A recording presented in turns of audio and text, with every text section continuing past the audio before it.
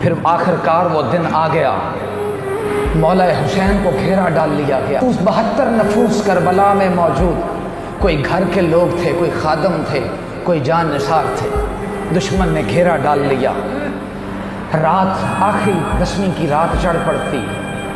3 دن سے وہ آل رسول، وہ بیبیاں پاک، وہ گھرانہ جس کے صدقے اللہ ہمیں پانی دیتا ہے، اس گھرانے پر فرات کا پانی بند کر دیا گیا۔ معصوم بچے بلک رہے تھے۔ سیدہ زینب آتی ہیں، کہتی ہیں بھائی حسین مجھے لگتا ہے یہ ہماری آخری رات ہے۔ دشمن تیاری کر کے بیٹھا ہے۔ مولا حسین فرماتے ہیں بہن ہمیں کل مار دیا جائے گا۔ فرماتے ابھی میری آنکھ لگی تو میں خواب میں دیکھا میرے نانا خواب میں تشریف لے کے آئے۔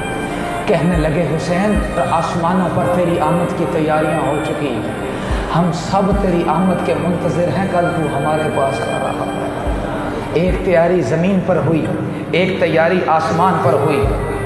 تاریخ گواہ ہے ساری رات ان خیموں میں سے تسبیح و تحمید و تکبیر کی آوازیں آتی رہی۔ مولا حسین تسبیح میں ذکر میں مصروف تھے کہ یکدم کسی عورت کے رونے کی آواز آئی۔ آپ اٹھ کر جاتے ہی دیکھتے ہیں کہ آپ کی خادمہ نوکرانی رو رہی ہوتی ہے۔ آپ پوچھتے ہیں اماں کیوں رو رہی ہو؟ کہتی ہے حسین میں نے تمہاری اور علی کے گھرانے کی خدمت کرتے زندگی گزار دی، کبھی شادی نہیں کی۔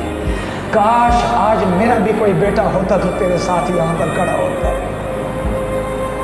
کاش میرا بھی کوئی بیٹا ہوتا تو تیرے ساتھ کھڑا ہوتا، قربان جائیں لجپالی کی حد۔ مولا حسین فرماتے ہیں اماں مجھے اپنا بیٹا ہی سمجھو۔ یہ تھی وہ عظیم رات